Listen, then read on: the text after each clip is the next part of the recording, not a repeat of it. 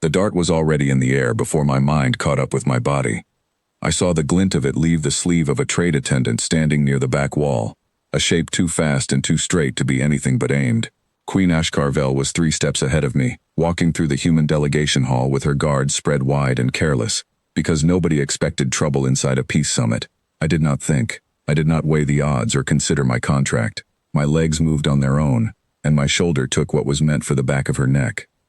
The pain did not come right away. It arrived a heartbeat later, spreading through my arm like fire poured into my veins, and I dropped to one knee, my vision swimming with gold light and the shocked cries of 100 Thenic officials who had never seen a human throw themselves into danger for a life that was not their own. Ashkarvel turned so fast her robes cracked like a whip. Her guards finally reacted, tackling the attendant to the floor before he could reach for anything else, and for one long second the entire hall went silent except for my own ragged breathing. Then she knelt. A queen mother of the Thenic hive courts does not kneel, not for wounded soldiers, not for visiting dignitaries, not even for her own dying kin, according to 4,000 years of unbroken tradition. But she knelt beside me, pressing her hand against my shoulder as if she could hold the injury shut through will alone, and she stared at me with eyes the color of melted gold. "Why?" she said. It was not a question of courtesy. It was a demand for an answer to something that made no sense to her. "Didn't think about it," I told her, forcing the words out through clenched teeth. "Just moved. Your contract does not require this. You are hired to advise, to stand nearby, not to die in my place." "No, ma'am." "Then why?" I almost laughed even with my shoulder burning. "Because you were about to get hurt, and I could stop it. That's reason enough where I come from." Her eyes flickered, the strange inner lid closing and opening 3 times in quick succession, something I would later learn was the closest a Thenic ever came to open shock.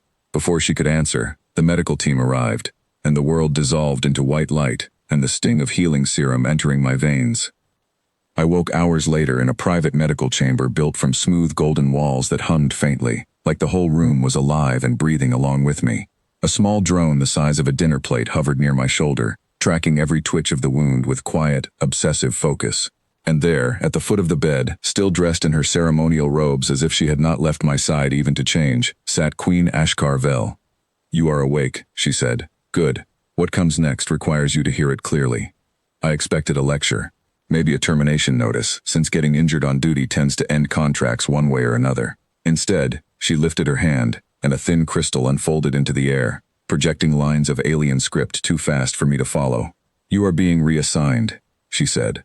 "Reassigned, ma'am? You are no longer a contracted advisor. As of this hour, you carry the name Ashen Kell." I did not recognize the word, but the little medical drone beside me stuttered in its hovering, as if the term alone had knocked something loose in its programming. "It means the one who stood where the hive would not," she continued, watching my face closely. "It has not been given to a living being in over 1,000 years. The last to carry it died shielding 3 broodings from a swarm collapse with nothing but her own body. It is not a job. It cannot be resigned from. It is written into the very laws that hold my throne together." "What does it actually do?" I asked, my voice hoarse. "It means every Thenic across the 9 courts now owes you the same protection they owe royal blood. Shelter, honesty in dealings, a place at any table, in any court, on any world under hive law. It means that when I am gone, whoever inherits this throne will still be bound to answer if you call for aid, because the wards of succession itself now carry your name inside them." I lay there, shoulder freshly stitched, staring at a title I could not even pronounce properly, carrying consequences that stretched far beyond anything I had signed up for. "I just didn't want you to get hurt," I said, because it was the only honest thing left to say. For the first time since I had known her, Ashkarvel laughed, a sound like wind chimes falling down a staircase. Every guard in the room straightened in surprise, because apparently that hadn't happened in a very long time either. "I know," she said. "That is exactly why the hive chose you." I thought that would be the end of the strangeness. I was wrong. 3 days later, once the healing serum had done its work and I could move my arm without wincing, I was summoned to the Court of Voices, a chamber built entirely from black stone that seemed to swallow sound the moment it was spoken. 7 Thenic elders sat in a half-circle, their robes marked with symbols I still could not read, their expressions unreadable behind slitted golden eyes. One of them, an elder named Vesik Thrun, rose first. "A human cannot hold Ashen Kell," he said, his voice flat and cold. "The title belongs to blood that understands the hive. This creature understands nothing of our history, our sacrifice, our 1,000 years of unity. He understood enough to bleed for our queen without being asked, Ashkarvel replied, calm as still water. That is the only qualification the wards have ever required. The wards can be wrong. The wards have never been wrong in 4,000 years, Elder Throne. Are you suggesting they began failing the moment a human proved himself worthy? The chamber went quiet, tension pressing against the black stone walls like something solid. I stood there, feeling every set of golden eyes drilling into me, and for the first time since waking up in that medical chamber, I understood that surviving the attack had only been the beginning of something much larger. Vesik Thrun did not back down. He turned toward me directly, his voice sharpening. If you truly hold this title, human, then prove it. There is a dispute on the mining world of Corvain 10, a conflict between two hive branches that has resisted resolution for 6 months. If you carry the wisdom the wards claim you carry, resolve it. If you fail, we strip the title and send you home. I glanced at Ashkarvel, half expecting her to object. She did not. Instead, she gave the smallest nod, one that told me this was not something she could shield me from. The elders wanted proof, and I would have to give it, or lose everything the moment before I even understood what I stood to lose. Corvain 10 turned out to be a cold, rust-colored world, with mining towers stretching into a sky the color of old copper. Two Thenic clans, the Marrow kin and the HFY kin, had been locked in a bitter standoff over control of a resource vein rich enough to matter to the entire hive economy. 6 months of failed negotiations had left both sides exhausted, suspicious, and unwilling to compromise even an inch. I arrived with a small honor escort and no real plan beyond listening, because listening was the only tool I actually trusted. The Marrow kin leader, a broad-shouldered Thenic named Korath Vel, met me with open hostility. Another outsider sent to lecture us, he said. We have heard enough lectures. I'm not here to lecture, I told him. I'm here to understand why two branches of the same hive can't agree on rocks buried under dirt. That earned a flicker of surprise, and for the first time in 6 months, someone actually explained the dispute instead of repeating demands. It was not about the vein itself, not really.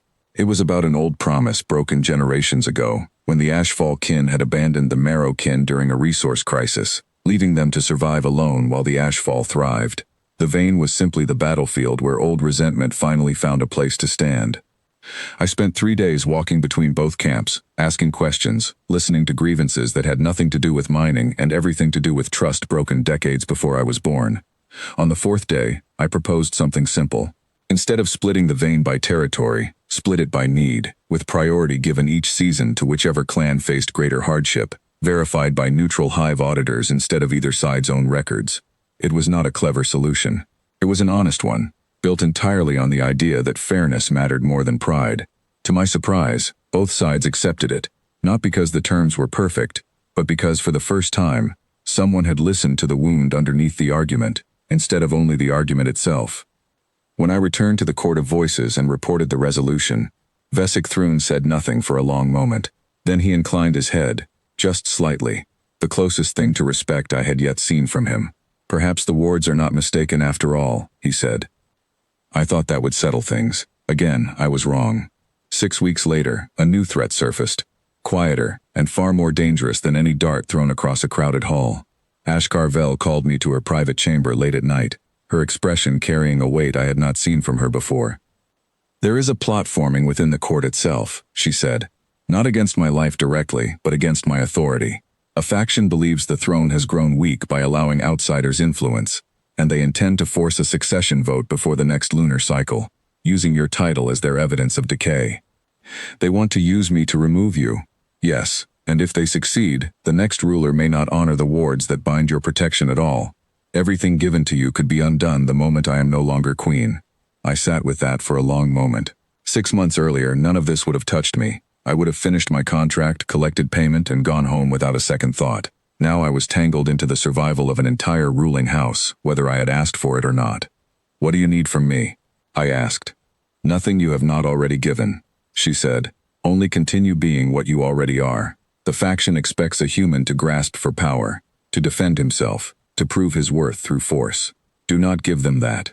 Give them the opposite. The vote came 3 weeks later, held in the Grand Chamber before every ranking Thenic official across the 9 courts. Vesik Thrun, who had once opposed my title, now stood beside me, a strange alliance forged from 6 weeks of shared purpose on Corvain 10.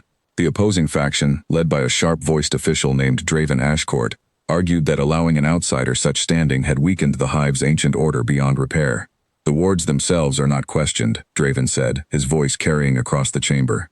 What is questioned is a queen who bends tradition to protect one human, risking the stability of every court that depends on unbroken law. I was given the chance to speak, and every instinct told me to defend myself, to list every reason my title deserved to remain. Instead, I said something simpler. I never asked for this title. I never asked for a throne to depend on me, or for laws older than my own species to bend around my name. All I did was step in front of harm meant for someone else, because that is what decent people do when they can. If protecting a queen with my own body makes the hive weaker, then maybe the weakness was never in me. Maybe it was already there, waiting for an excuse. The chamber fell silent, the kind of silence that carries more weight than any argument could. Then, slowly, elder after elder rose, not in support of me specifically, but in support of a truth none of them could comfortably deny. That loyalty proven through sacrifice mattered more than birthright or species.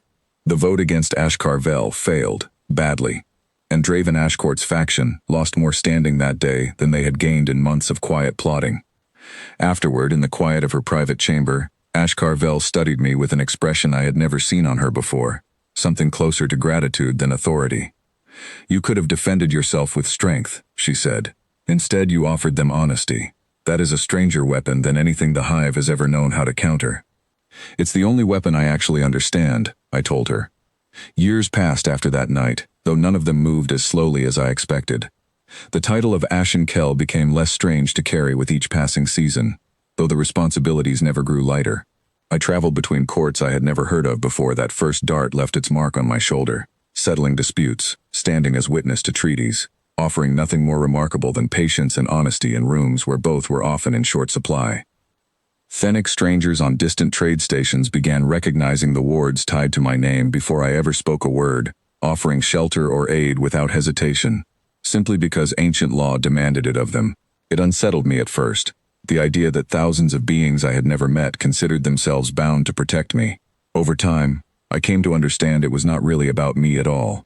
It was about the promise the wards represented, a promise that sacrifice given freely would never be forgotten, no matter how many centuries passed. Ashkarvel remained Queen Mother for many more years, her throne stronger for the controversy it had survived rather than weaker. Vesik Thrun, once my fiercest doubter, became something close to a friend, though neither of us ever called it that aloud. Draven Ashcourt faded from influence slowly, his faction dissolving once its foundation of fear lost its grip on the courts. I still remember standing in that delegation hall the day everything changed, the glint of a dart catching torchlight before my mind had even finished recognizing the danger. I remember the burning pain in my shoulder, the shocked silence of 100 officials, and the strange, impossible sight of a queen kneeling beside a wounded stranger who owed her nothing beyond a signed contract. I never set out to become part of hive history. I never wanted a title I could not pronounce correctly for the first month I carried it, or a legacy stretching across species and centuries. All I did, in that single unthinking moment, was choose to place myself between danger and someone who needed protecting. Sometimes the smallest choices carry the heaviest consequences. Sometimes a single instinct, acted on without hesitation, changes not just one life, but the shape of everything that follows it.